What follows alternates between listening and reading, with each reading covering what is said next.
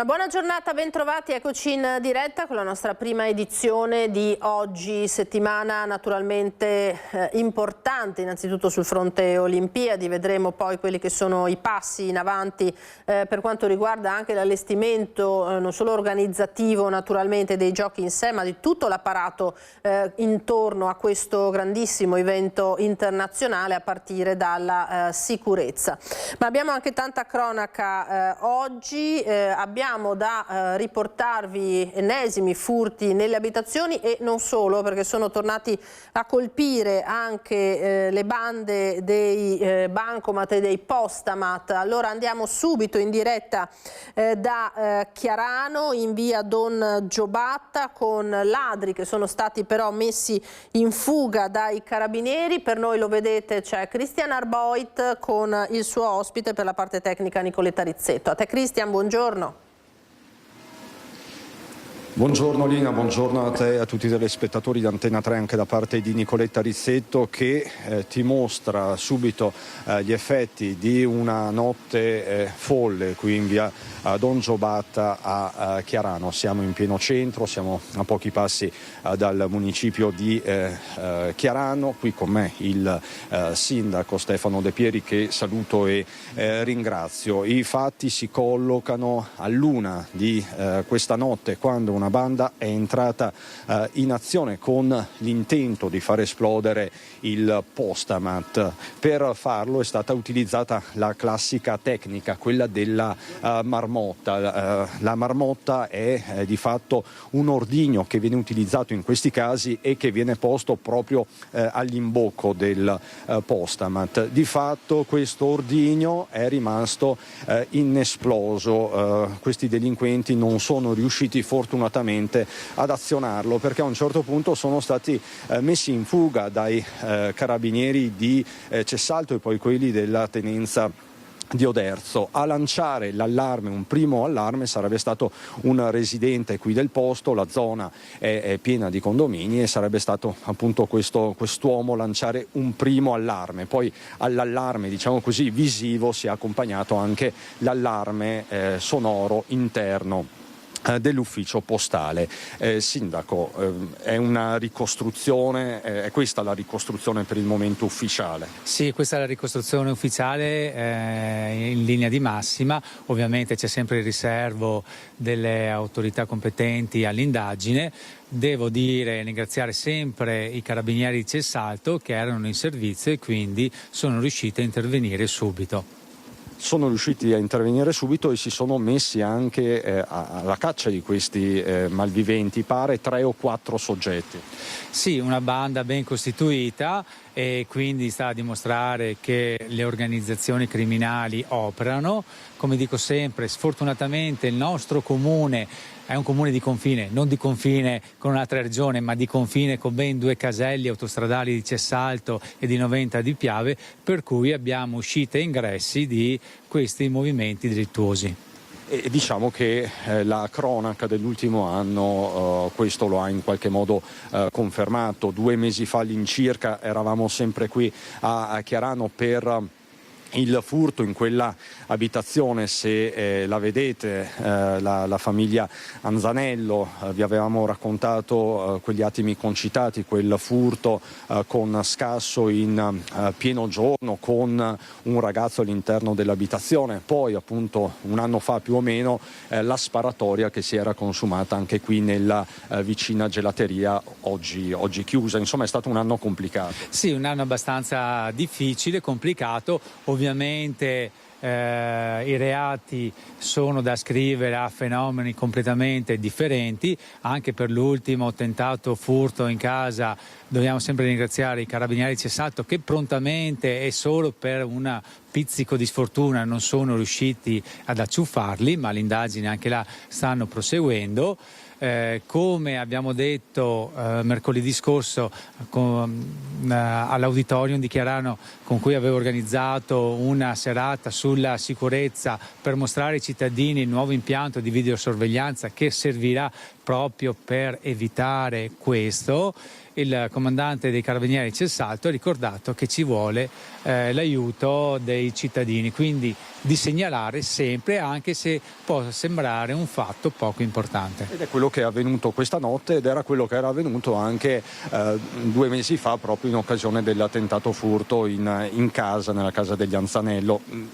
I cittadini sono molto pronti da questo punto di vista. Sì, per fortuna che la nostra cittadinanza è attiva, è pronta, e speriamo che sempre di più ci sia questa collaborazione con le forze dell'ordine, con la polizia locale e con il resto della pubblica sicurezza. Fatto sta che ora è caccia a questi malviventi. Ci sono delle segnalazioni per quanto riguarda il ritrovamento di auto, però questa sera saremo molto più puntuali, quindi non do informazioni che per il momento non sono verificate, ma insomma si sta procedendo anche in tal senso. Questi intanto gli effetti. Fortunatamente l'ordigno non è esploso, gli artificieri, va detto sindaco, hanno operato fino alle 10:30 circa per mettere in sicurezza l'area. Sì, per mettere in sicurezza l'area, e perché sembrerebbe che una mezza carica non fosse stata esplosa, per cui è stata asportata e controllato il dovuto. Ultimissima battuta, quante telecamere arriveranno nuove a Chiarano? In totale arriveranno 14 telecamere che mapperanno tutti gli ingressi e le uscite dal comune, quindi non ci sfuggirà poi nulla. Quindi insomma sono avvisati i delinquenti che volessero ritornare a Chiarano? Sì, forse è proprio per questo che, visto che non sono ancora installati, ci vorranno un paio di mesi, che hanno tentato il colpo adesso. Grazie Sindaco Stefano Del Pieri, grazie anche al comandante della polizia locale. Per il momento da Chiarano è tutto, con Nicoletta Rizzetto restituiamo la linea.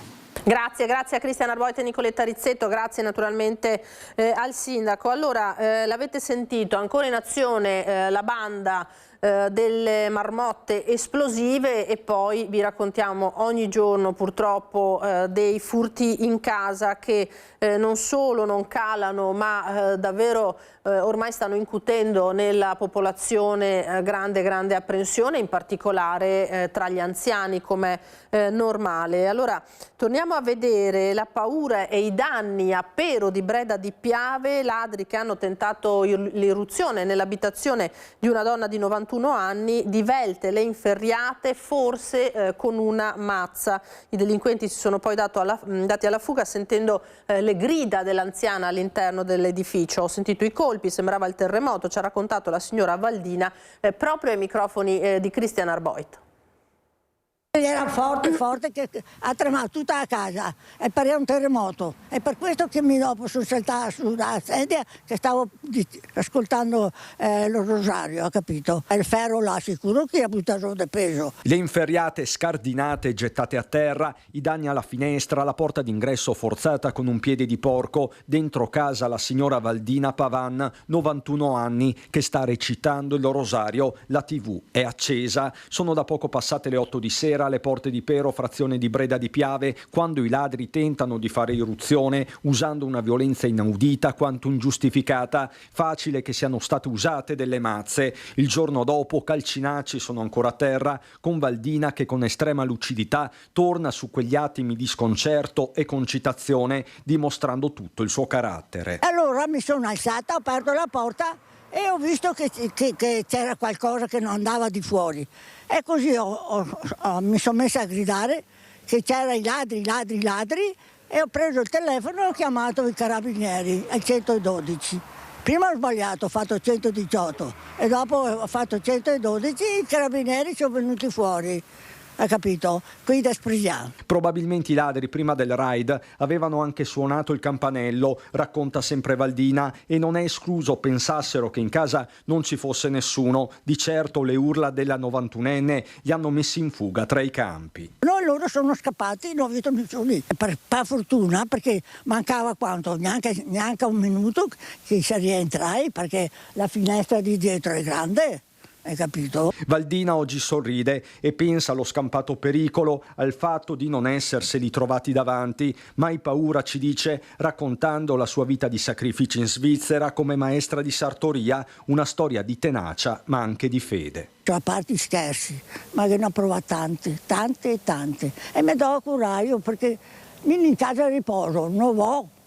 Perché sono stata a gamba per fare un po' di riabilitazione, ma non è che se stai bene, sai.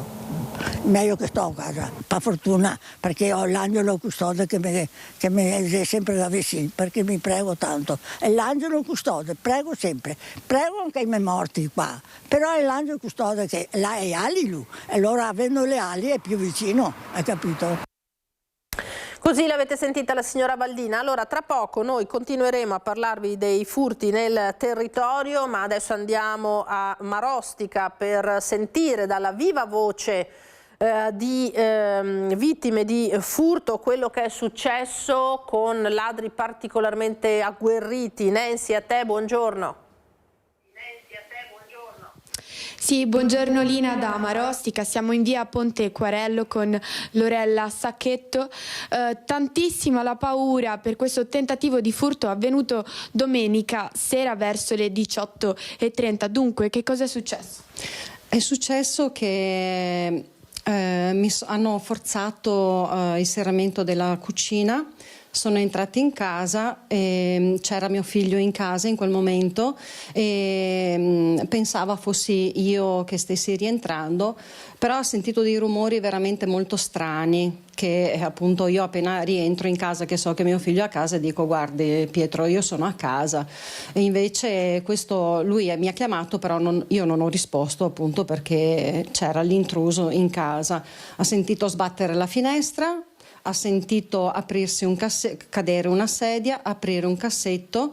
Probabilmente i ladri hanno aperto appunto il cassetto facendo appunto questo rumore che sbattendo, e da qui hanno preso appunto 2 coltelli. Probabilmente li hanno presi perché appunto per minacciare mio figlio, perché avevano sentito che in casa c'era qualcuno e loro probabilmente volevano prendere qualcosa, ma non c'è niente in casa, non tengo nulla.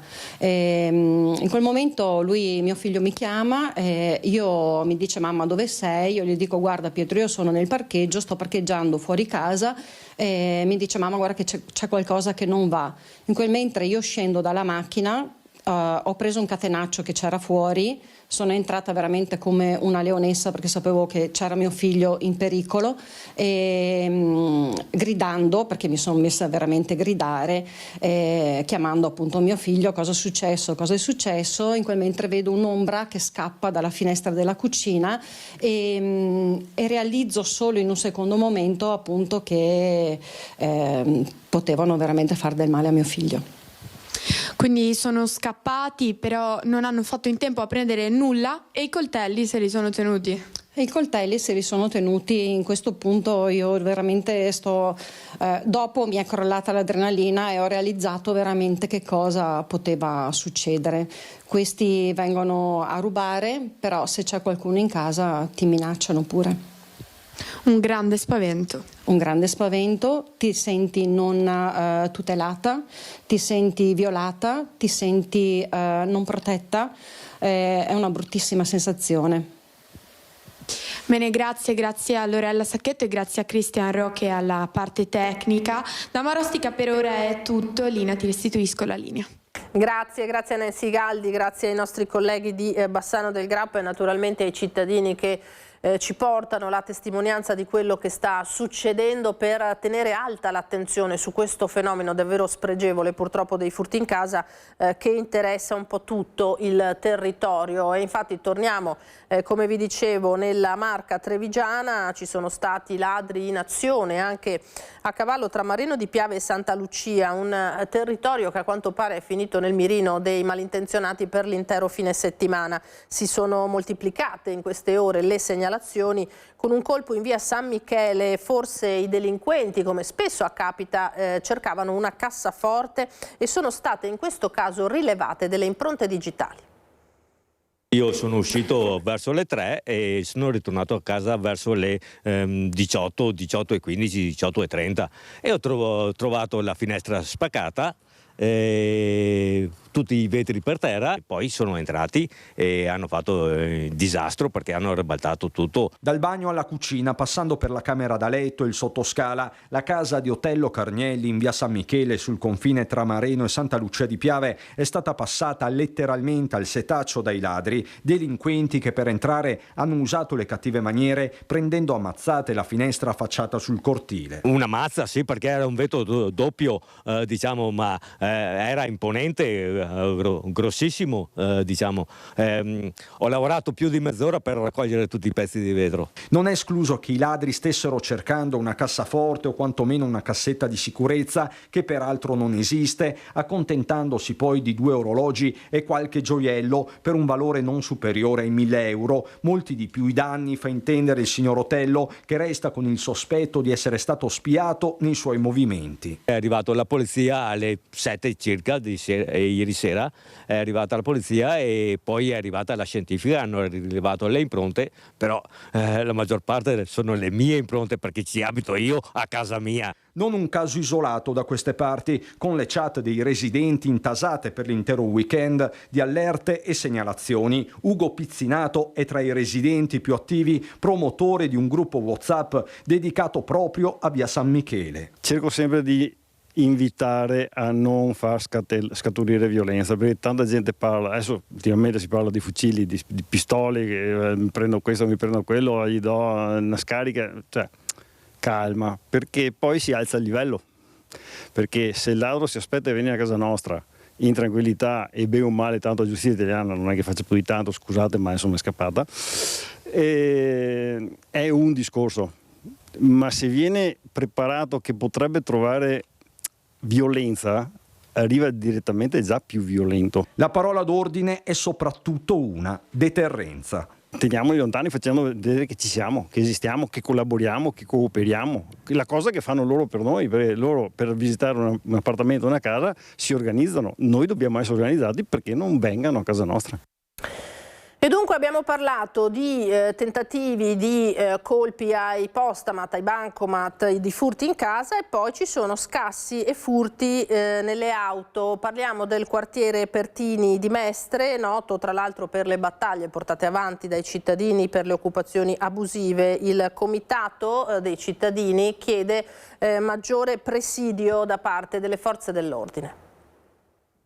All'inizio ho visto tutto disordinato in macchina, ho detto spero non sia la mia macchina, invece era la mia macchina, e poi ho visto che mi hanno rotto il vetro e hanno aperto la macchina, però non hanno rubato niente in realtà. Aveva appena finito il turno di lavoro nella sede del quartiere Pertini quando la giovane dipendente ha notato qualcosa che non andava alla sua auto, un colpo secco al finestrino posteriore. Cercavano forse qualcosa e sul lato davanti del passeggero vicino al mio mi hanno lasciato dell'erba, delle cartine e dei filtri lasciati là così, quindi non so se siano fumati dentro qualcosa o altro. Da una decina di giorni registriamo furti nelle macchine parcheggiate qui al quartiere Pertini nel lato chiesa. Il parcheggio di via Pertini, adiacente all'edicola, accanto alla chiesa e a 2 passi dalla fermata del bus che in pochi minuti porta a Venezia, è sempre molto frequentato proprio perché punto strategico per raggiungere con i mezzi il centro città,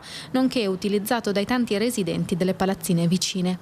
Dopo i primi scassi, il comitato Pertini si è mosso per allertare i cittadini. Stiamo ricevendo un sacco di telefonate e di persone che ci dicono e ci incoraggiano a fare un controllo su questa cosa. Il quartiere subiva occupazioni abusive, spaccio di droga, furti, rapine, c'era un po' di tutto. Dopo un periodo abbastanza lungo di tranquillità, trovarci a interessare di nuovo a furti ci sembra quasi di cadere indietro di parecchi anni. E proprio per non rivivere i momenti peggiori che il quartiere ha vissuto, la richiesta del comitato è quella che il quartiere torni ad essere presidiato. Chiediamo sicuramente che ci sia maggiore attenzione, ci sono anche 2 parcheggi per la polizia locale, chiediamo che ogni tanto, ecco, anche negli orari magari serali, se ci fosse la possibilità di un controllo. Questo dunque, l'avete sentito, quello che accade in quartiere Pertini. Adesso apriamo un'altra pagina, quella degli scontri a Torino, degli agenti rimasti feriti, in particolare Alessandro Calista. Si tratta di poliziotti del reparto mobile di Padova che hanno anche parlato in queste ultime ore. Ma prima di andare ai servizi chiederei cortesemente alla regia di mostrarci l'esito del sondaggio che vi abbiamo proposto ieri sera, perché nei decreti sicurezza in approvazione da parte del governo in queste ore c'è anche una misura che riguarderebbe il fermo preventivo per sospetti violenti, quindi non gente fermata nel momento in cui compie un'azione violenta nell'ambito di questi cortei, di queste manifestazioni, ma addirittura un'azione preventiva rispetto a determinati soggetti. Vi abbiamo chiesto se siete d'accordo e lo vedete anche voi. Per il sì è addirittura il 94,2% dei telespettatori che ci hanno chiamato, come sempre numerosi. Solo il 5,8% dice di no, che rischia di essere un provvedimento eccessivamente restrittivo e potenzialmente pericoloso. Andiamo allora alle parole dei poliziotti feriti negli scontri di Torino. Alessandro Calista e Lorenzo Virgulti aggrediti e feriti e ripresi poi nel video shock che ha fatto naturalmente il giro d'Italia. Sentiamo proprio da loro la ricostruzione di quello che è accaduto. Penso che chiunque avrebbe avuto paura, ma con tutti gli addestramenti che facciamo sono riuscito a gestire al meglio la paura.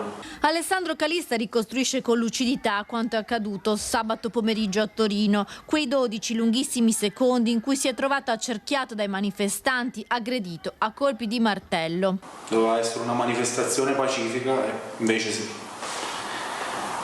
è diventata tutt'altro. Gli attacchi dei manifestanti arrivavano da tutte le parti e quindi cercavamo di contenere un po' il tutto. Poi mi sono ritrovato nella ressa e mi hanno spinto giù e da là è successo quello che è successo. Il poliziotto del reparto mobile di Padova è tornato a casa dalla compagna e da suo figlio. 20 giorni di prognosi, ma ha rischiato la vita. Poteva finire come Filippo Raciti, ha detto il questore di Padova Marco Dorisio durante la commemorazione del 19° anniversario della morte del poliziotto di Catania, avvenuta nel 2007 durante gli scontri allo stadio nel derby contro il Palermo.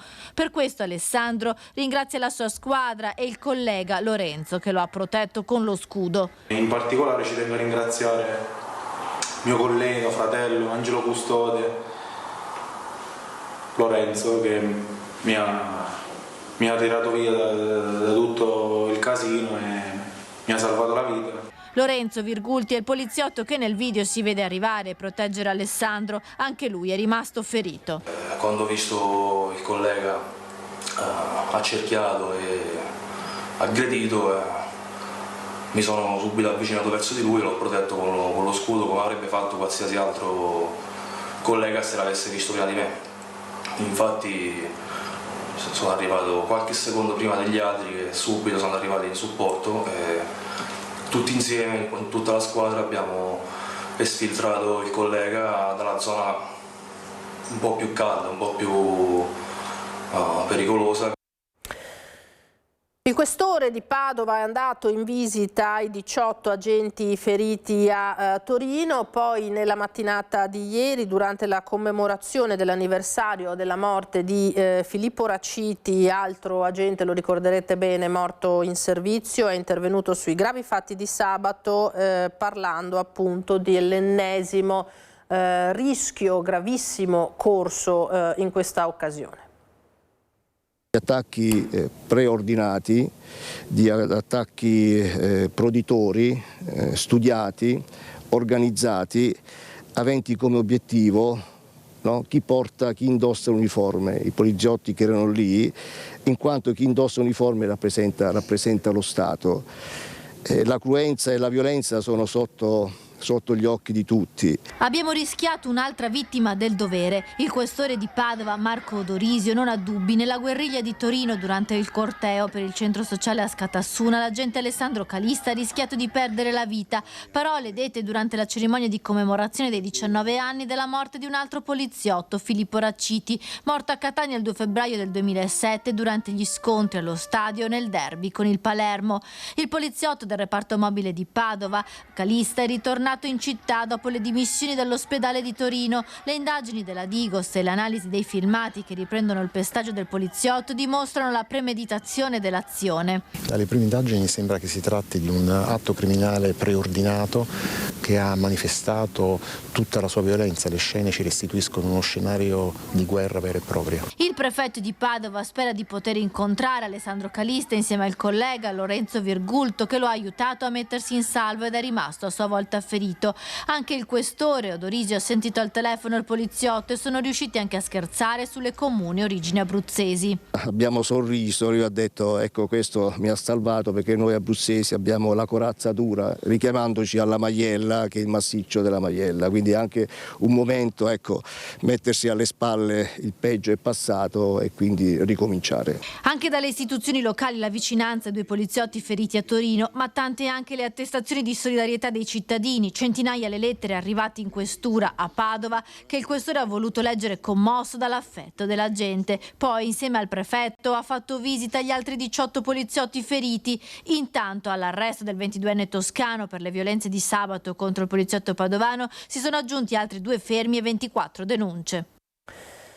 Torniamo adesso sull'emergenza al carcere Due Palazzi di Padova, sulla morte di Matteo Ghirardello avvenuta giovedì scorso. La procura di Padova ha aperto un fascicolo per istigazione al suicidio davanti all'istituto di reclusione, i centri sociali in presidio. Ci colleghiamo allora in diretta con Chiara Gaiani e Federico Cibotto. Chiara. Il più vario, il suicidio è Sì, Lina, buongiorno ai telespettatori di Antena 3. Come vedete dalle immagini di Federico Cibotto è in corso proprio in questo momento il presidio dei centri sociali, ma sono presenti anche esponenti di Rifondazione Comunista e dei Cobas, un presidio che arriva ad una settimana esatta dalla prima morte delle 2 avvenute purtroppo in questa settimana al carcere Due Palazzi di Padova. Come vedete sono una trentina di persone qui davanti, lo slogan lo vedete alle mie spalle: contro l'inferno carcerario, basta morti di Stato. Stanno raccontando che cosa avviene all'interno del carcere Due Palazzi di Padova, i problemi che vi abbiamo anche noi esposto di sovraffollamento all'interno della struttura carceraria, il rischio che le attività educative che rendono questo carcere un fiore all'occhiello possono avere una fine, la chiusura della massima sicurezza che ha portato alla morte la settimana scorsa di un uomo di 73 anni che stava per essere trasferito dopo quasi una trentina d'anni trascorsi qui, e quella, lo dicevi, di Matteo Ghirardello avvenuta giovedì scorso. Una morte su cui si chiede di fare piena chiarezza, lo chiede la famiglia di Matteo Ghirardello, lo chiede anche l'avvocato difensore del 34enne vicentino che tra l'altro stava per essere affidato in prova, ma lo sentirete tra poco su questa morte. La procura di Padova ha aperto un fascicolo per istigazione al suicidio e proprio in queste ore dovrebbe esserci l'affidamento dell'incarico per l'autopsia. Come vedete l'area è sorvegliata, sono presenti i reparti mobili della polizia, sono presenti anche i carabinieri, la polizia locale. Per ora la situazione qui è assolutamente tranquilla, quanto ci è dato sapere sinora il presidio dovrebbe durare circa un'ora per poi sciogliersi. Allora noi vi lasciamo all'intervista che abbiamo raccolto con l'avvocato che difendeva per 10 anni, ha difeso Matteo Ghirardello, Letizia De Ponti. Ringrazio Federico Cibotto per la collaborazione tecnica, poi la linea può tornare a voi. È sicuramente stato un colpo per me a livello anche personale, essendo un mio assistito di oltre 10 anni. Era una persona che conoscevo molto bene, una persona che peraltro stava terminando di scontare la sua pena ed era in procinto di avviare con me una domanda di affidamento in prova per concludere gli ultimi anni di esecuzione pena fuori dalla struttura carceraria. Chiederemo alla Procura di indagare sulle ultime ore e sugli ultimi giorni di vita di Matteo Ghilardello. Perché? Perché il ragazzo nei giorni scorsi era stato picchiato da un gruppo di altri detenuti e picchiato in modo molto pesante, tanto che aveva un ginocchio malmesso. Il ragazzo, prima di chiedere, dare un'infermeria e di chiedere di essere portato a un pronto soccorso, di essere visitato, aveva aspettato qualche giorno perché non osava denunciare. Quando lo ha fatto essendo poi chiaramente medicato in primis dall'infermeria del carcere, ma poi anche presso il pronto soccorso perché è stato accompagnato, credo 3 giorni dopo che sono avvenuti i fatti, quindi proprio 3 giorni dopo. Sì. Siete rivolti alla Procura di Padova perché faccia chiarezza e sì. Sarete presenti anche con un vostro perito di parte? Assolutamente sì, assolutamente sì. Quindi c'è da capire che cosa è capitato in quelle 3 ore per arrivare lì, se è arrivato da solo, se è stato istigato a farlo o se è successo altro. Chiaramente noi non possiamo che confidare chiaramente che la giustizia faccia il suo corso e facciano tutte le indagini del caso. Ecco, per noi l'importante è dare dignità a questa morte e dare delle risposte, in modo tale che quantomeno, per quanto una famiglia pianga con sofferenza la perdita di questo ragazzo, quantomeno sappia che cosa gli è successo.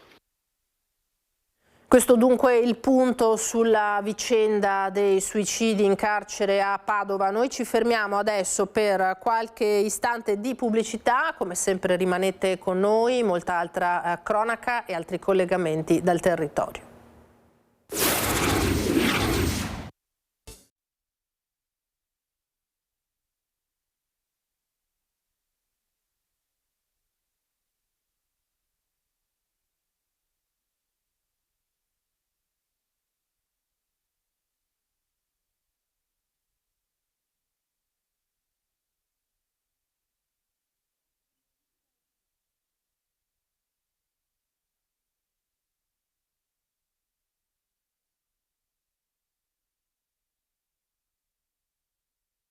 I macchinari erano fermi al momento del blitz, ma all'interno l'attività di produzione di sigarette di contrabbando di lì a poche ore sarebbe stata fiorente. È un capannone di via Iulia, zona artigianale di Vigonza, quello sottoposto a sequestro preventivo dai finanzieri del Comando Provinciale di Palermo con il supporto della Guardia di Finanza di Padova. Oltre €1 milione il valore dell'impianto, organizzato in grado di produrre ogni giorno 2 milioni di sigarette. Macchinari e attrezzature di ultimissima generazione in grado di realizzare cicli di produzione ad altissima intensità e di generare profitti illeciti su base annua stimati in oltre 120 milioni di euro, con un grave danno per le finanze pubbliche nazionali e dell'Unione Europea. Nei 5.000 metri quadrati della fabbrica i finanzieri hanno trovato e sottoposto a sequestro 5,5 tonnellate di sigarette, 16 tonnellate di tabacco, 16 bancali di materiale per il confezionamento dei pacchetti di sigarette. L'individuazione del sito è avvenuta all'esito di un complesso lavoro di indagine che si è avvalso di sofisticati sistemi di monitoraggio, tra cui l'utilizzo di droni. All'atto dell'intervento sono stati rinvenute all'interno della struttura oltre 20 tonnellate di tabacco e di sigarette riportanti i loghi di note marche già pronte per essere immesse sul mercato. Trovati inoltre jammer rilevatori di frequenza utilizzati dagli indagati per ostacolare le attività investigative. 3 denunciati per detenzione di tabacchi lavorati di contrabbando e contraffazione di marchi. Si tratta di 3 moldavi che sono stati trovati all'interno del capannone.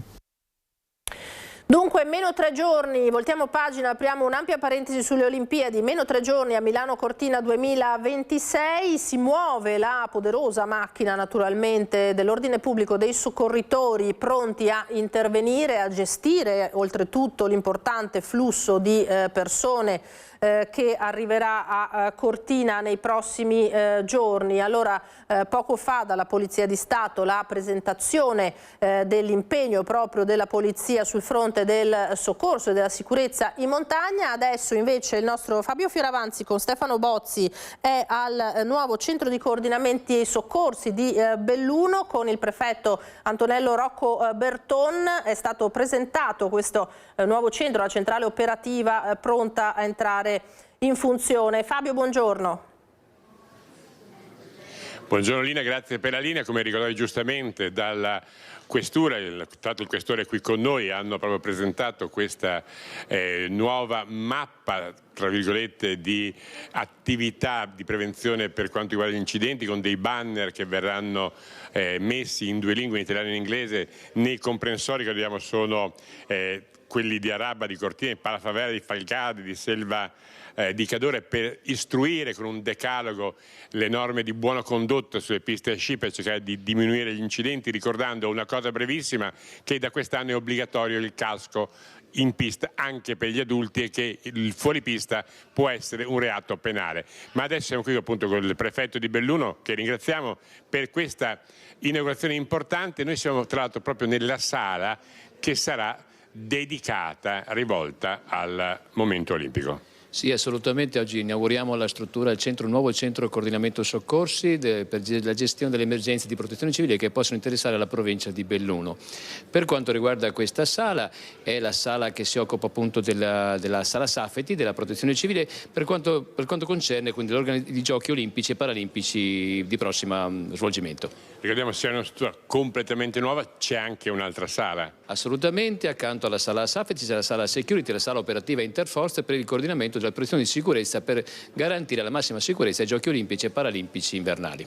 Qual è il tipo di preoccupazione che ci si augura non possa accadere, ma alla quale si guarda per prevenirla? Massima attenzione per quanto riguarda la protezione civile, sicuramente la viabilità, tenuto conto anche delle asse viarie che conducono a Cortina. Per quanto riguarda l'operazione di sicurezza, chiaramente con il coordinamento del Ministero dell'Interno tutte le possibili minacce. E per la viabilità ricordiamo che è arrivata la comunicazione dall'ANAS che la Galleria del Comelico sarà aperta H24 per il periodo olimpico, cantieri sospesi, quindi grande attenzione per cercare che si possa scorrere e muoversi insomma in maniera non congestionata. Assolutamente sì, e per garantire anche l'afflusso degli spettatori alle venue con la massima garanzia e tranquillità, tenuto conto anche del movimento veicolare che sarà ulteriormente implementato con le navette che portano gli spettatori alle venue di gara.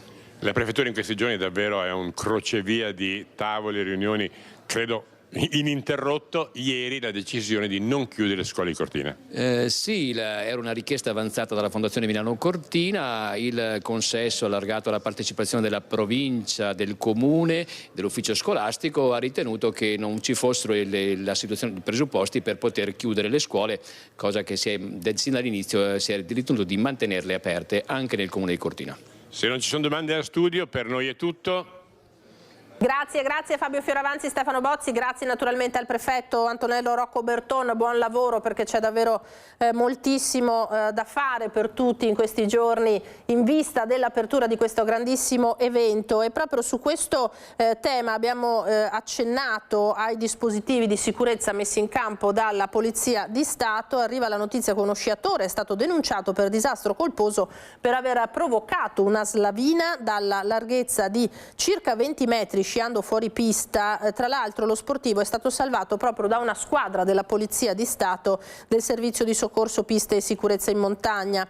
Intervento che rientra nelle disposizioni della Questura a cui fanno capo i comprensori sciistici di Cortina, Araba, Falcade, Selva di Cadore e Palafavera. Qui quotidianamente gli operatori del Servizio di Soccorso prestano il loro servizio. Tra l'altro su disposizione del Questore Roberto Della Rocca è stato deciso di dotare i comprensori sciistici di una serie di banner in cui in lingua italiana e inglese sono indicate le regole fondamentali che ogni sciatore deve o quantomeno dovrebbe rispettare. Per le Olimpiadi di Milano Cortina, come detto, c'è una mobilitazione davvero massiccia da più parti. Venerdì la cerimonia di apertura, già domani lo sapete le prime gare, pianificato a livello regionale un significativo potenziamento di personale e mezzi anche da parte dei vigili del fuoco, e ieri se ne è parlato anche a Treviso. La strategia è stata quella di avere a Cortina H24 sempre presenti tutte le specialità del corpo nazionale che potessero quindi affrontare qualsiasi evento che possa accadere anche in un numero adeguato nel caso Cortina rimanesse isolata. 103 gli uomini dei Vigili del Fuoco specializzati in ricerca sotto le macerie, NBCR, cinofili, movimento terra, soccorso speleo alpino fluviale che saranno impegnati a Cortina in occasione delle Olimpiadi. Le prime unità sono già partite in vista delle prime gare in programma mercoledì. Abbiamo rinforzato le sedi della provincia di Belluno, i 4 distaccamenti che rimanevano, perché anche quelli con strade di minore importanza rispetto all'Alemagna, la strada statale 51, possono arrivare anche loro a dare rinforzi. Rinforzato poi l'asse viario che da Cortina porta all'aeroporto di Venezia, in cui nelle sedi di aeroportuale di Treviso, di Belluno e Pieve di Cadore è stata posizionate delle autogru, un rinforzo di autoscala, di una squadra speciale e anche l'NBCR per interventi con sostanze pericolose. E a Belluno abbiamo l'altro gruppo di movimento terra, sempre per se ci sono problematiche sulla viabilità. Un ulteriore dispositivo sarà impiegato in occasione delle cerimonie di apertura e chiusura delle Olimpiadi e Paralimpiadi in programma a Verona. Per quanto riguarda il comando di Treviso, per i Giochi Olimpici si turneranno tra i 10 e i 15 uomini. Il potenziamento sarà sia locale, essendo il comando più vicino a Belluno, sia di supporto con personale dei nuclei specializzati. Costituito da 9 persone, 5 persone saranno un supplemento di squadra ordinaria dedicata a fare tutta la tipologia di interventi noti che i Vigili del Fuoco sanno ben fare, e 4 persone come potenziamento squadra NBCR, cioè per interventi che potenzialmente potrebbero essere dedicati appunto al nucleare, biologico, chimico e radioattivo. E dunque forze dell'ordine e vigili del fuoco impegnati nei grandi eventi. Un grande evento attende Treviso, che ospiterà il 6 Nazioni di rugby under 20. La nostra Elena Dal Forno, eccola qua, la presentazione di questo importante appuntamento sportivo in una città assolutamente rugbistica. Vedo accanto a te, Elena, 2 presidenti, non solo uno, ben 2. Hai visto, Lina, buongiorno a tutti i telespettatori di Antenna 3, naturalmente mi vedete con 2 presidenti al prezzo di uno.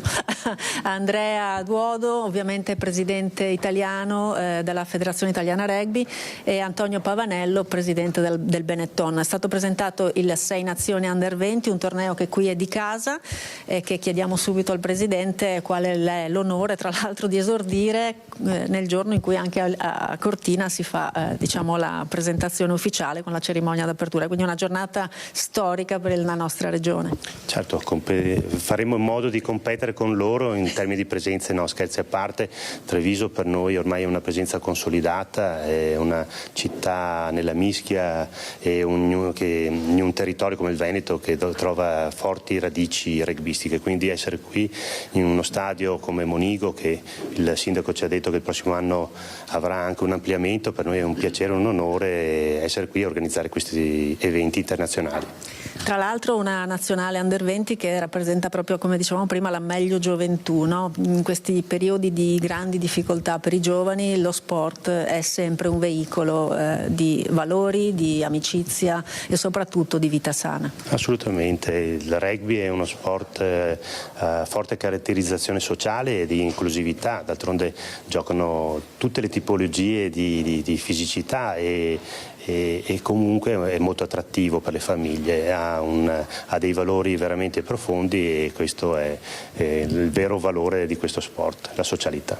Ecco, non ci sarà una diretta televisiva, cioè ci sarà ma criptata su Sky, e prima diceva il Presidente sarebbe molto bello che la vedessimo in chiaro proprio allo Stadio Monigo, quindi l'appuntamento diciamo quando è? Venerdì sera alle 20:15 vi aspettiamo numerosi, anche perché ci sarà un grande spettacolo. Quindi venerdì sera 20:15 Italia-Scozia, e poi si replica la seconda partita il 6 marzo contro l'Inghilterra, la nostra bestia nera.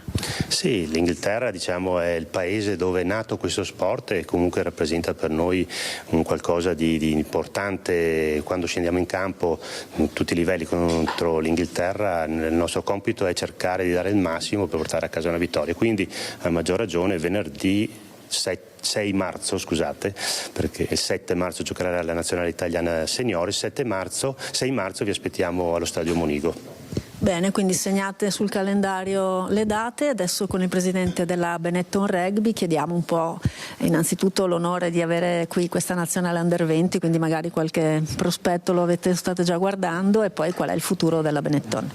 Per noi è un piacere avere di nuovo l'Under 20 qui, ringrazio ovviamente la federazione per avere questa opportunità. Sono anni che ospitiamo i ragazzi, la meglio gioventù che ci offre il nostro movimento, e li abbiamo sempre accolti facendogli respirare quello che è l'ambiente di alto livello, l'atmosfera, e durante la settimana presso le nostre facilities in Ghirada e dopo il venerdì sera al nostro stadio che si riempie sempre per questi ragazzi. I tifosi incitano un tifo molto caloroso, e per cui noi siamo orgogliosi di questo. È un piacere per noi avere questi ragazzi, e ovviamente ogni tanto qualche appunto sul taccuino lo mettiamo anche noi, perché ovviamente il nostro compito è anche quello di visionare questi ragazzi e farli un domani sbocciare e portarli più in alto possibile, che in questo momento ovviamente per loro rappresenta la nazionale maggiore. Ecco, facciamo un po' il punto sul campionato della Benetton, sia così all'estero che in Italia, e soprattutto qual è il futuro, visto che l'allenatore non sarà confermato, cioè in realtà insomma va via. Sì, come società ovviamente ci stiamo ragionando, ovviamente visionando tutti quelli che possono essere i profili. È un lavoro che stiamo portando avanti ovviamente con calma, non vogliamo correre, perché è importante reclutare quello che è il miglior profilo che sposi il progetto Benetton Rugby, e che sia ovviamente, che abbia le caratteristiche giuste per portare avanti questo progetto, che tra l'altro ha come obiettivo, tra i vari obiettivi, ma c'è anche uno fondamentale, che è quello della crescita dei giovani, per cercare di valorizzarli e portarli ovviamente a esordire in Benetton il prima possibile e esordire in nazionali il prima possibile, per cui questa figura deve avere ben chiaro anche questo nostro progetto. Bene, quindi una ricerca che continuerà ancora per qualche tempo. Io, Lina, ti restituisco la linea e ricordo l'appuntamento il 6 febbraio, venerdì 8:15, stadio di Monigo, per Italia-Scozia, 6 nazioni Under 20. Grazie a Elena Dal Forno, a Simone Merlo per questo collegamento, grazie agli ospiti naturalmente per averci raccontato questo grande evento sportivo che attende Treviso, davvero giornate intense sul fronte sportivo. Noi torniamo ora alla cronaca, andiamo nel Vicentino con una frode sui bonus facciate con crediti d'imposta fittizi scoperta dalla Guardia di Finanza. Un imprenditore edile vicentino avrebbe danneggiato 21 committenti. 1,5 milioni di euro su crediti di imposta, beni e denaro è stato sequestrato dai finanzieri di Vicenza nell'ambito di una clamorosa indagine inerente un giro di fatture false emesso per bonus facciate attuato tra il 2021 e il 2022. Al centro delle indagini un imprenditore vicentino che, secondo l'accusa, attraverso il meccanismo dello sconto in fattura ha generato e ceduto crediti di imposta falsi a danno di 21 committenti. Gli immobili interessati sono ubicati nelle province di Vicenza, Mantova e Verona. Il GIP del Tribunale di Vicenza inoltre ha colpito 2 soggetti indagati a vario titolo per reati di indebita percezione di erogazioni pubbliche, truffa aggravata e autoriciclaggio. L'impresa edilizia incaricata dei lavori, oltre a non averli eseguiti pur avendo incassato un anticipo del 10%, avrebbe trasferito arbitrariamente nel proprio cassetto fiscale i crediti di imposta che spettavano ai committenti. Indagato inoltre un terzo soggetto per l'erogazione di ulteriori crediti di imposta per un intervento edilizio simulato senza vantare diritti reali e il consenso dei legittimi proprietari. Questo dunque l'avete sentito, questa è l'operazione della Guardia di Finanza. Adesso torniamo sull'arresto di un latitante originario di Chioggia in Colombia, dove si era stabilito dopo la fuga nel 2023, condannato dal Tribunale di Venezia e ritenuto a capo di una rete attiva tra il Sud America e l'Europa. È stato arrestato questo narcotrafficante, l'annuncio dalla stessa Procura. Va segnalato come la Procura e i Carabinieri non hanno mai smesso di cercare questa persona. L'abbiamo cercata in Europa, l'abbiamo cercata fuori dall'Europa, l'abbiamo inseguita in diversi stati esteri e alla fine nei giorni scorsi è stata arrestata. Tradito dal tatuaggio sul petto ripreso dal drone. Così è stato arrestato in Colombia dopo 3 anni di latitanza in cui i carabinieri non hanno mai smesso di cercarlo, il narcotrafficante chioggiotto Lorenzo dei Meneghetti. Il 30 gennaio nella villa in cui viveva a Santa Marta mentre si rilassava in piscina. Grazie al servizio di cooperazione internazionale Interpol siamo riusciti a individuare con una cooperazione con la polizia colombiana l'area dove il latitante si stava rifugiando. Il nostro personale è stato inviato in Colombia, lo scambio di informazioni con le autorità colombiane ha portato a individuare con esattezza la casa dove lui si trovava e lì è stato utilizzato un drone della polizia colombiana che dall'alto è riuscito a certificare, a dimostrare che si trattasse veramente del nostro latitante che noi non vedevamo comunque da 3 anni. In particolare, siccome stava in piscina, era esposto un tatuaggio che ci ha dato la conferma e quello ha fatto scattare il blitz e la cattura. L'indagine condotta dal nucleo investigativo del Comando Provinciale dei Carabinieri di Venezia con attività tecnica e analisi di flussi finanziari è iniziata a febbraio 2023, quando dei Meneghetti aveva fatto perdere le tracce raggiunto da un ordine di carcerazione per un cumulo di pene a seguito della condanna a 9 anni di reclusione. Gli investigatori sono riusciti a ricostruire il percorso di fuga dalla stazione di Mestre. Nella sua fuga ha cambiato spesso città e mezzi di trasporto, quindi dall'Italia è passato in Marsiglia per poi andare nei Caraibi, in varie zone dei Caraibi, fino poi in terraferma a spostarsi e arrivare nella città di Santa Marta in Colombia. Con documenti falsi intestati a un cittadino rumeno aveva acquistato un biglietto per una crociera a Tobago e una volta sbarcato si era rifiutato di salire a bordo facendo perdere le proprie tracce. È in carcere in Colombia. Sì, è in carcere in Colombia, adesso si stanno avviando tutte le procedure perché lui dovrà comunque scontare il suo debito con la giustizia italiana. Dei Meneghetti, a cui sono contestati i reati di associazione a delinquere finalizzata al traffico di stupefacenti e lesioni personali aggravate dall'uso di armi, era già stato arrestato in flagranza nel 2013 per aver ceduto 11 kg di marijuana ed era ritenuto un elemento di spicco di un'associazione a delinquere che a Chioggia e a Milano gestiva lo spaccio di ingenti quantitativi di stupefacenti provenienti dai Balcani, dal Marocco o dalla Spagna. Questo dunque il contenuto dell'inchiesta, l'avete sentito. Allora, noi adesso andiamo alla politica, innanzitutto con una notizia battuta pochissimi minuti fa dalle agenzie che riguarda il generale Roberto Vannacci pronto a lasciare la Lega. Secondo quanto si apprende in ambienti del Carroccio, l'europarlamentare che sappiamo ha depositato un simbolo di un proprio movimento nei giorni scorsi. L'europarlamentare vice segretario del partito potrebbe dare l'annuncio anche oggi della sua uscita dalla Lega. E sempre fonti della Lega fanno sapere che Vannacci è stato convocato al Consiglio federale di oggi, una riunione organizzata per parlare soprattutto di sicurezza. Se Vannacci deciderà davvero da vice segretario di disertare lasciando la Lega per fondare un nuovo partito, siamo certi si dimetterà anche da europarlamentare. Tuttavia al Consiglio federale fanno sapere che in realtà da ordine del giorno si parlerà di sicurezza, quindi si tende a passare sotto traccia, non sono previste comunicazioni di altra natura e sono stati convocati tutti e 4 i vice segretari, vedremo cosa uscirà da questo.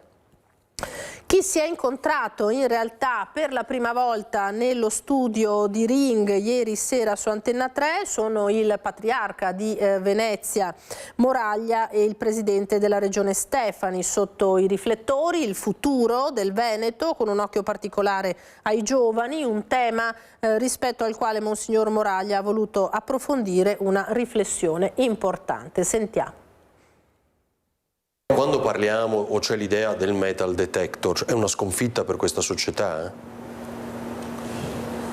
Tutte le leggi che sono fatte per contrastare dicono una situazione emergenziale, però la società deve tener conto anche che esistono queste realtà che in qualche modo vanno colte per poterle superare. Quindi certo il metal detector è l'estrema ratio, però unita ad altri tipi di incontro con i nostri giovani deve essere l'inizio, direi, di un modo diverso di concepire anche l'ingresso dei giovani nella società.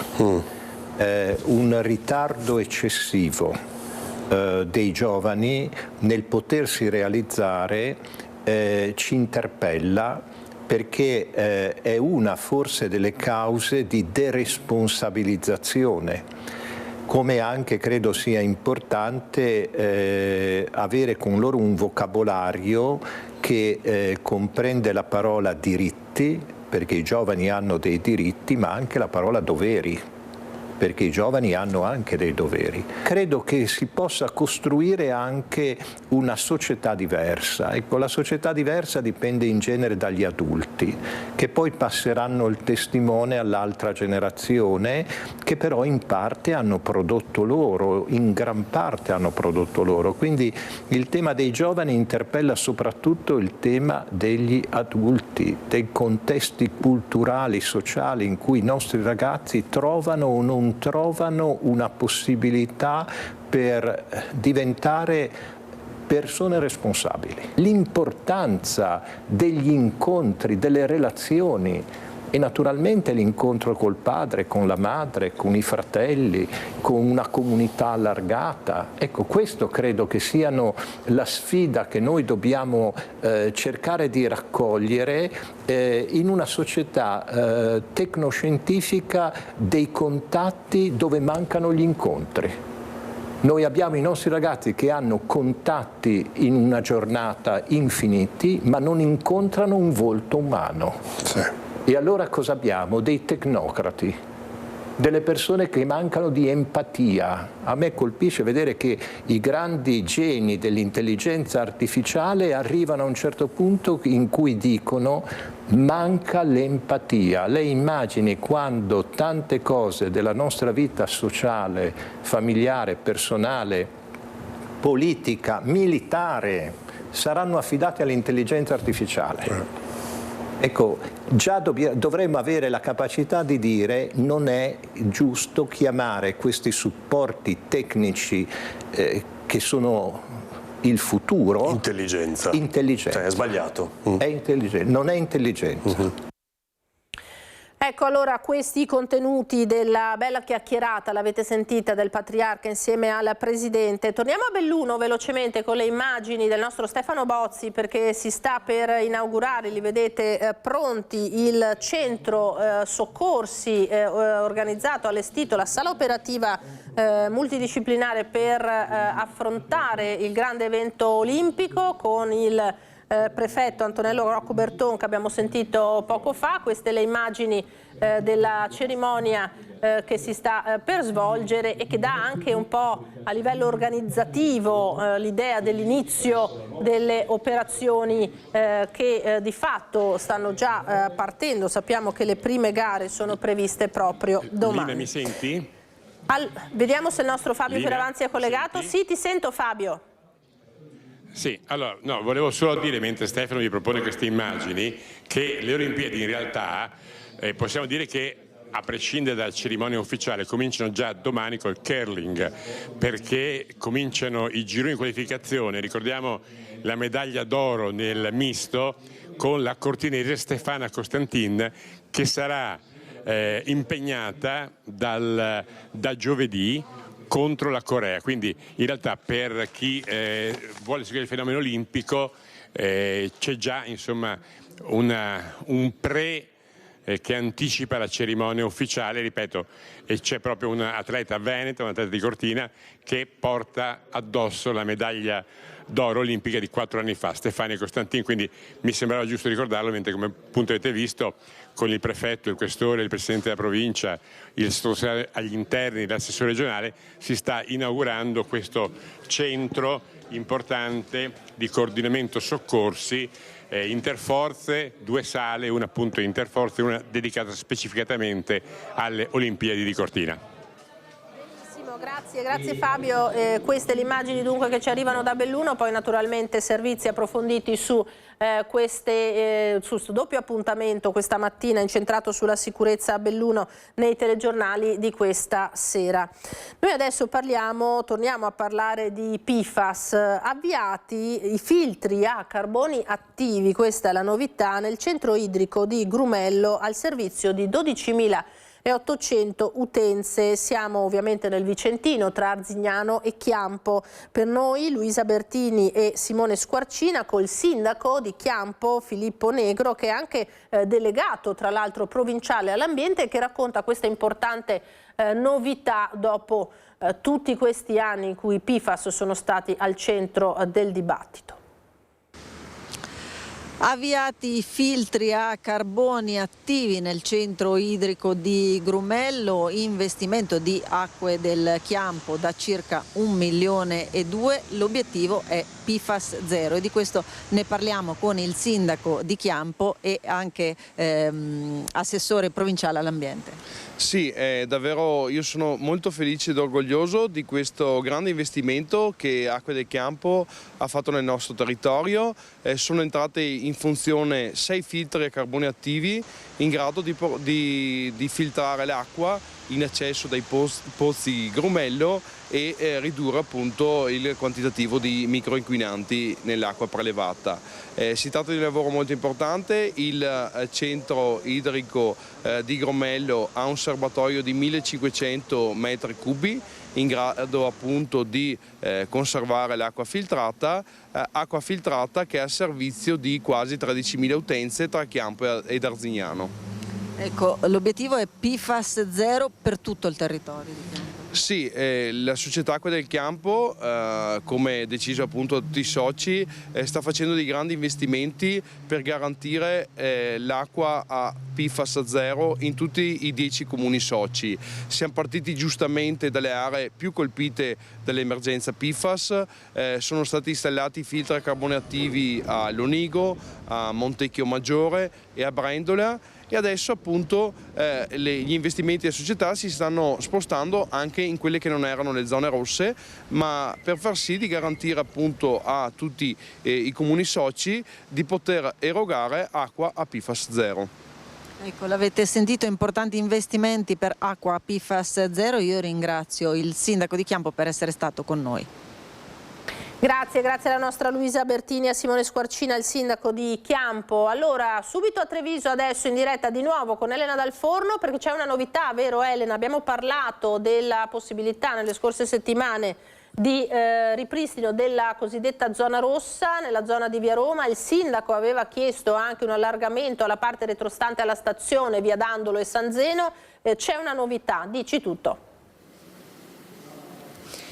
Sì Lina, eccoci di nuovo ricollegati qui da Palazzo Rinaldi. Ebbene sì, la zona rossa sarà attiva a partire da sabato, quindi sabato questo, per 60 giorni, 2 mesi, e comprenderà, come hai detto bene tu, tutta la parte dietro della stazione, quindi via Dandolo, via San Zeno, e si estenderà fino a Piazza Borsa, quindi tutta quella zona, quel quadrante, via Sant'Andrea, via Fiumicelli, che tanto hanno creato, tanti problemi insomma hanno creato nei giorni scorsi, nei mesi scorsi e anche negli anni scorsi, visto che comunque quelle sono zone nelle quali baby gang, stazionamenti diciamo molesti hanno fatto spesso dei danni anche solo alle persone che lavorano nel supermercato lì di via Zorzetto, e quindi tutta quella zona lì che va dalla stazione e anche la parte, abbiamo detto, retro della stazione, quindi via Dandolo e via San Zeno, fino a quindi tutta via Roma fino a Piazza Borsa, via Fiumicelli, via Sant'Andrea.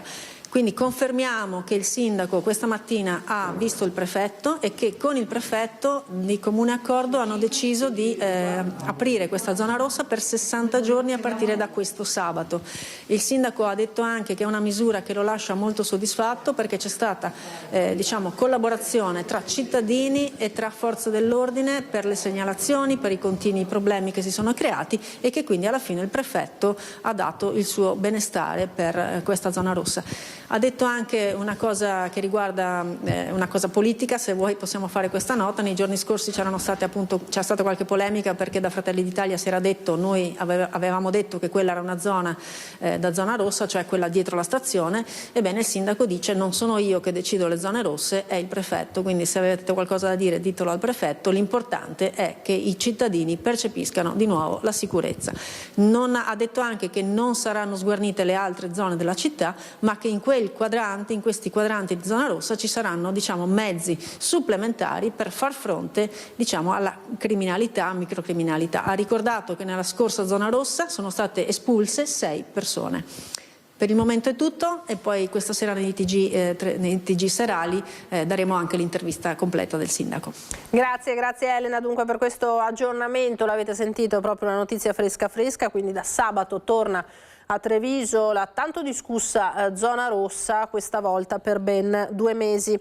Noi ci fermiamo adesso per qualche istante di pubblicità, torneremo parlando di giovani e di orientamento scolastico e lavorativo. A tra poco.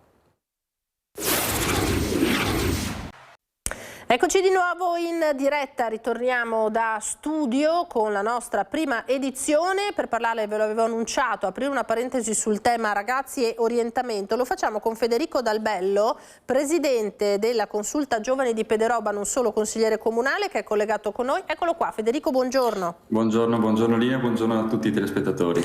Allora, giovani, ti do del tu Federico a tua volta, e al lavoro per i giovani da quanto sei alla guida della Consulta Giovani? Abbiamo iniziato ormai quasi da 1 anno e mezzo, siamo nati pochi mesi dopo che sono entrato in carica come consigliere comunale. Ho voluto creare questo spazio che raccoglie i giovani e ovviamente lavora anche per i giovani. Senti, allora abbiamo deciso questo collegamento perché giovedì sera avete un appuntamento molto interessante a Pederoba dedicato a una fascia specifica di ragazzi, quelli che terminano le scuole superiori, eccolo qua, e che devono decidere cosa fare, lo dice il titolo, no? Dopo la campanella, università, lavoro, anche il avete inserito perché ci sono probabilmente anche molti indecisi. Da dove nasce questa iniziativa?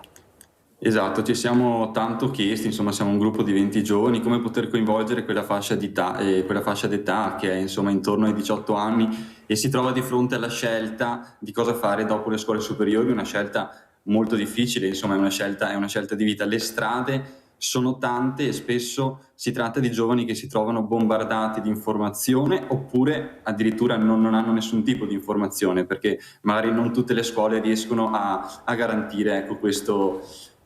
C'è da dire che poi ci sono delle fiere, ci sono varie progettualità, spesso però somigliano, ed è quello che noi come giovani abbiamo vissuto in prima persona qualche anno fa e sentiamo dai nostri coetanei, e spesso si tratta di pubblicità. Noi abbiamo voluto creare uno spazio che possa far rete tra i giovani e che possa creare comunità tra i giovani, dove il ragazzo che si trova di fronte a questa importante scelta di vita può parlare direttamente con chi già da qualche anno ha intrapreso l'università, oppure ha deciso di iniziare subito a lavorare, oppure ha intrapreso un percorso bellissimo come può essere il servizio civile universale o addirittura ancora un'esperienza all'estero. Quindi ci siamo impegnati, abbiamo chiamato 30 nostri coetanei che saranno lì a disposizione per quei ragazzi che si trovano di fronte a questa importante scelta.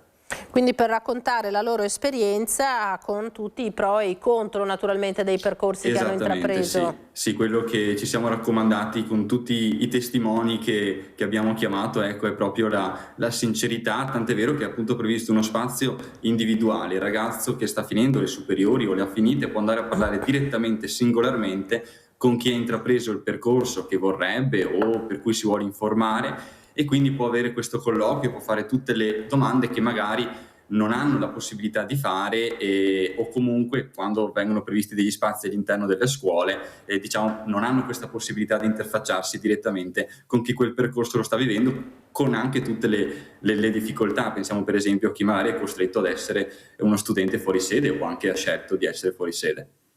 Senti Federico, abbiamo visto delle immagini in onda di altri appuntamenti, incontri. Voi avete scelto proprio questa strada dell'ascolto e del confronto tra ragazzi e credo ce ne sia molto bisogno anche in altri ambiti al di là dell'orientamento. È così dalla tua esperienza? Assolutamente sì. È una fascia d'età un po' difficile da intercettare e quello che noi come Consulta cerchiamo di fare è prima di tutto di creare gruppo, perché se si riesce a creare un gruppo di giovani, se si riesce a creare comunità è più facile ascoltarsi, è più facile anche dialogare. Quindi abbiamo proposto per esempio quest'estate una festa al nostro Parco Europa qui a Onigo con un DJ, ma poi anche altre serate. Il nostro obiettivo è quello anche di fornire ai nostri coetanei degli esempi a cui guardare. Abbiamo fatto una serata con i volontari della Protezione Civile che hanno raccontato i loro impegni anche in situazioni tragiche come terremoti e alluvioni. Poi abbiamo fatto anche una serata incentrata sulla legalità, quindi abbiamo ascoltato chi ogni giorno si impegna per la nostra sicurezza. Quindi l'ascolto, però anche fornire tutta quella serie di esempi che speriamo insomma che nella vita di tutti i giorni ad un giovane possano essere fonte di ispirazione. Senti, che impressione hai dei ragazzi nella loro così tendenza, predisposizione e scelta in questo momento? Più spinti a proseguire gli studi o magari a lanciarsi nel mondo del lavoro, con magari anche tante professioni che sono state lasciate un po' in un angolo in questi ultimi anni? Ma allora io quello che vedo insomma è che magari a differenza di qualche anno fa ci si sente più costretti per forza a dover continuare gli studi, soprattutto perché se insomma uno non è propenso non è neanche giusto obbligarlo a continuare gli studi. Le strade, a differenza di qualche anno fa, secondo me sono tante di più e ci sono tante imprese che cercano lavoratori specializzati, quindi le opportunità ci sono e questo ha anche aumentato la gamma, quindi forse da una parte dà più opportunità, dall'altra potrebbe anche dare forse un maggiore senso di smarrimento di fronte a tutte queste opportunità. Poi quello che ci prefissiamo noi è anche poter fornire ai ragazzi degli spunti per il loro tempo libero. Quindi non soltanto orientamento diciamo lavorativo o università, ma anche cosa poter fare con il loro tempo libero a servizio della comunità. Ecco, qual è l'esperienza in un territorio come il vostro, Pederobba, che è una comunità con una forte identità senza dubbio e anche con dei legami ancora belli solidi, per quanto riguarda il disagio giovanile, Federico, perché noi ne parliamo spesso purtroppo di questo tema. Si cerca anche di prevenirlo in qualche modo, dando ai ragazzi gli strumenti per scegliere le strade giuste. Esatto, sì, uno dei nostri obiettivi è quello, è innegabile che il disagio giovanile purtroppo c'è e credo che la prima risposta sia quella che la società civile può dare a partire dalla scuola, poi dalle famiglie e appunto anche istituzioni come può essere per esempio la Consulta Giovani. C'è disagio, però ecco, vedo in una comunità come la nostra e il disagio fa più notizia, ma in una comunità come la nostra ci sono tantissimi giovani che si mettono a disposizione della comunità, a partire per esempio dalle varie proloco, dai comitati festeggiamenti, quindi si mettono al servizio, ecco, rinunciano magari all'andare alla sagra come clienti, diciamo così, ma lo fanno servendo gratuitamente. La nostra tra l'altro è un territorio ricchissimo di associazioni, quindi ricchissimo di opportunità e anche ricchissimo di tanti anziani e meno giovani, diciamo così, che si mettono a disposizione per raccogliere le nuove generazioni e accompagnare alla scoperta del mondo del volontariato. Quindi il disagio c'è, ci sono già i mezzi per combatterlo, sicuramente c'è ancora tanto da fare, soprattutto è sempre necessario, io lo dico sempre, far rete soprattutto con le istituzioni scolastiche, dove riuscire a entrare da esterni purtroppo per questioni burocratiche e anche altre questioni è sempre più difficile. Ecco, ci facciamo un po' i fatti tuoi, Federico. Quanti anni hai? Io sono nato nel 2004, quasi 22 anni. E come mai hai scelto l'esperienza di consigliere comunale? Sono sempre stato affascinato dalla politica in generale, già quando ero intorno ai 16 anni, e poi ho fatto alcuni lavori di ricerca in municipio, dove ho conosciuto diciamo tutti i consiglieri comunali che si sono susseguiti nella storia del mio comune, e conoscendo loro ho potuto conoscere e apprezzare quello che è il consiglio comunale e soprattutto quella che è l'amministrazione comunale, che è al primo fronte, è quella a cui quando un cittadino ha difficoltà si rivolge. E poi insomma io avevo un particolare desiderio di potermi mettere a servizio della comunità, una comunità che sicuramente da quando sono molto piccolo mi ha dato tanto, quindi volevo anche ritornare quanto ricevuto. Senti, allora benissimo, ripetiamo l'appuntamento di giovedì sera, ora, posto e qual è l'invito che fate? Esatto, allora vi aspettiamo giovedì alle 20:30 in oratorio a Onigo. È uno spazio pensato per voi, ecco, mi rivolgo direttamente ai ragazzi, è uno spazio pensato per voi, per potervi confrontare. Speriamo di potervi dare una mano, e in ogni caso comunque potrete conoscere tanti altri giovani che magari vi possono essere anche di ispirazione e fornirvi spunti a cui magari non avevate pensato. Benissimo, questo magari appunto anche dai territori vicini, non solo necessariamente da Pederoba. Sì, assolutamente, anzi ben venga, è una tipologia di evento che non è ancora molto diffusa, forse siamo un po' i primi in provincia di Treviso, quindi siamo più che contenti di accogliere anche da tutta la provincia. Benissimo, allora grazie per questa testimonianza, Federico Dal Bello, Presidente grazie a voi per lo spazio. Della Consulta, grazie a te, a questo buon esempio anche che portate come Consulta Giovani di Pederoba, di voglia di fare e di coinvolgimento degli altri ragazzi. Federico Dal Bello, abbiamo detto consigliere comunale, Presidente della Consulta Giovani di Pederoba, buon lavoro. Grazie. Allora, noi continuiamo a parlare di giovani e giovanissimi, andiamo nel Vicentino perché per contrastare il vuoto educativo si cerca di promuovere l'integrazione sociale. Avviato al Villaggio del Sole un progetto innovativo attraverso attività culturali e sportive per adolescenti. Le famiglie e soprattutto i soggetti del quartiere hanno bisogno di trovare dei punti di riferimento sempre di più, e la scuola è un soggetto che deve aprirsi anche ad altre funzioni integrative alla didattica per combattere la povertà educativa, ma anche banalmente. Cosa facciamo al pomeriggio? Non tutte le famiglie hanno la possibilità di accedere a servizi a pagamento o in altre parti della città. Ecco, qua biblioteca, scuola e campi sportivi e del territorio si aprono per un uso promiscuo e anche condiviso dei beni comuni. Al Villaggio del Sole è un progetto pilota che sarà esportato anche in altri quartieri, basato sugli strumenti dei patti educativi di comunità per coinvolgere bambini e adolescenti dai 6 ai 17 anni. La scuola, la parrocchia, la biblioteca bertogliana, l'IPAB per i minori e altre istituzioni e associazioni organizzeranno laboratori negli orari extrascolastici per offrire proposte di coesione e integrazione sociale. Baricentro dei laboratori proposti, il campo da basket e le strutture annesse che diventeranno una sorta di nuova agorà del quartiere. Sono 3 tipologie di laboratori espressivi, laboratori corporei, laboratori artistici, che avranno la funzione di essere come dire, strumenti educativi.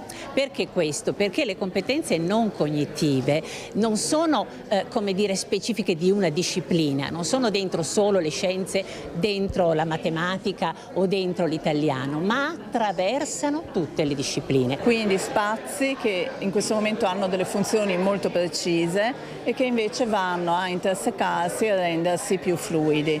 In questo modo sia i bambini, i ragazzi, i genitori, ma tutto il quartiere, tutta la comunità può trovare modo di investire il proprio tempo in una maniera innovativa, costruendo fondamentalmente relazioni più qualificanti. Avete sentito il progetto dunque dal Vicentino. Allora, prima Federico Dal Bello ci parlava della politica, del bello della politica. Allora andiamo sul Corriere della Sera, che conferma di fatto l'uscita di Roberto Vannacci dalla Lega. Lascia la Lega oggi l'annuncio ufficiale, lo dà per certo il quotidiano nazionale, la conferma e svela questo retroscena in un messaggio inviato a Salvini, e dunque oggi dal Consiglio federale arriva, secondo il Corriere, la conferma dell'addio con Vannacci che di fatto si mette a capo di un nuovo partito, Futuro Nazionale, di cui sarà segretario, e quindi finisce così a quanto pare l'amore tra Vannacci e la Lega. Vedremo poi col proseguo della giornata. Parliamo adesso di una mostra molto particolare che si è aperta al Musme di Padova, grande come un virus, che sembrerebbe in contraddizione, piccolo ma grandissimo per impatto naturalmente, il virus e in generale le infezioni. Il Covid ci ha insegnato naturalmente questo e molto altro. Dagli esperti arriva da Padova l'allarme sull'uso però eccessivo di antibiotici. Diciamo che il 2050 è una data che è stata individuata come quella che potrebbe essere, diciamo, una frontiera di non funzionalità più degli antibiotici, però quando si dovesse verificare quella condizione per cui noi non portiamo avanti, noi per intendere tutti quanti, quella che è il contrasto a questa pandemia silenziosa che è l'antibiotico resistenza. Questo è l'allarme che la dottoressa Russo lancia in tema di antibiotico resistenza, un tema su cui va sensibilizzata la popolazione a non eccedere con l'uso di questa preziosa tipologia di farmaci. Da qui l'idea della mostra grande come un virus, che grazie alle opere nate dalla collaborazione dell'Istituto di Biofisica del CNR di Milano e dell'Istituto Europeo di Design racconta i microrganismi dai virus ai batteri e le loro differenze. Si entra alla mostra cercando di capire quanto è grande un virus, ad esempio con dei paragoni molto comprensibili a tutti. Ad esempio dimensionalmente un bambino sta alla Terra come un virus sta al bambino, cioè uno capisce in qualche modo che queste sono delle entità molto molto potenti ma anche molto molto piccole. Grazie alle tecnologie attuali siamo in grado di vederle, di studiarle, e come istituto, oltre a capire, siamo molto interessati anche a individuare dei modi per interagire con queste entità e cercare di in qualche modo limitarne i danni qualora fossero dannosi. Una mostra che sarà aperta al Museo della Medicina di Padova fino al 28 giugno. È una mostra che valorizza ancora di più il nostro museo. Ecco, ricordo che nel giro di circa un mese e mezzo abbiamo inaugurato la seconda esposizione temporanea. Un mese e mezzo fa ne abbiamo inaugurato un'altra dedicata al cuore, e questa è la seconda esposizione temporanea che il nostro museo ospita insieme ovviamente all'esposizione permanente, quindi fa sì che il nostro museo diventi un punto di riferimento assoluto non solo per la città di Padova ma per appunto l'intera regione. Abbiamo a lungo parlato in questa edizione delle Olimpiadi, gare che iniziano domani, cerimonia d'apertura il 6 di febbraio, e c'è invece rispetto alle Olimpiadi che Cortina ha già ospitato nel 1956 una mostra fotografica diffusa composta di immagini esposte lungo vie e piazze. Siamo all'outlet di Noventa. Ci sembrava che Cortina 1956 fosse un momento di svolta nella lettura e nella fruizione degli sport invernali e nella creazione del mito della montagna bianca. Che erano le ultime Olimpiadi tradizionali che seguivano un po' le precedenti, però anche le prime a cavallo con nuovi eventi tecnologici, con prima di tutto la televisione. A pochissimo dall'avvio delle Olimpiadi di Milano Cortina è possibile realizzare un viaggio nel tempo del suo storico precedente attraverso alcune delle immagini più iconiche del volume Cortina 1956, le prime Olimpiadi bianche in Italia, esposte tra vie e piazze dell'outlet di Noventa. L'idea è quella di creare una mostra immersiva per i nostri visitatori, fruibile all'interno delle vie e delle piazze del centro. Abbiamo scelto 20 delle migliori immagini di questo bellissimo nuovo volume, le abbiamo dato vita con delle maxi installazioni che troverete nei nostri camminamenti, ognuna con la didascalia italiano-inglese per dare modo di essere fruibile da clientela italiana e straniera. Forse pochi sanno che la prima doveva disputarsi nel febbraio del 1944 e fu annullata dal protrarsi della Seconda Guerra Mondiale, rimandando l'appuntamento di una dozzina d'anni in un paese in piena ricostruzione. Un'Italia risorta dopo la Seconda Guerra Mondiale che affrontava di fronte a tutto il mondo un evento di così grande portata.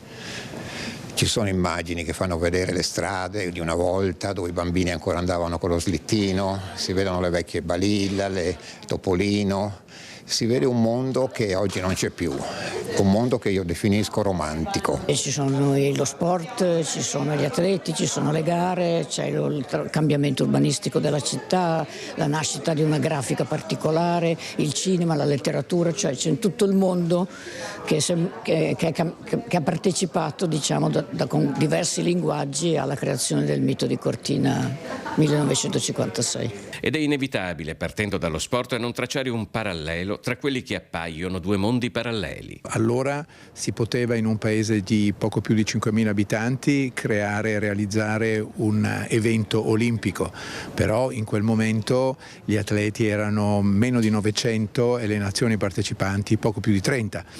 Oggi siamo a più di 3.800 atleti e più di 90 nazioni partecipanti.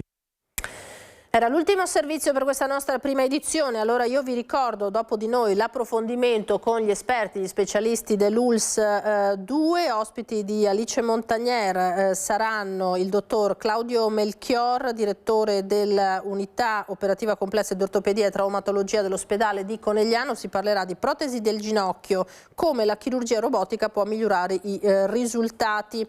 Vi ricordo poi alle 16:16 il cinema con la pellicola di Francesca Archibugi Verso sera con Marcello Mastroianni e Sandrine Bonner. Questa sera invece c'è Ring a partire dalle 21, la prima serata dedicata all'attualità politica di Antenna 3. Ospiti di Ferdinando Avarino saranno Marco Zabai del PD, Nicola Talmi della CGIL, Filippo Rigo della Lega, Marco Della Pietra di Fratelli d'Italia. Dalle 22:30 Andrea Martella, candidato sindaco di Venezia per il centro-sinistra. Sicuramente, lo avete sentito, vista la questione Vannacci, i temi sul piatto saranno parecchi, non perdetevi Ring questa sera. In regia io ringrazio Alessandro Granziera, Tommaso Migot, il nostro tempo è terminato, appuntamento ai telegiornali di questa sera, adesso le previsioni del tempo, arrivederci.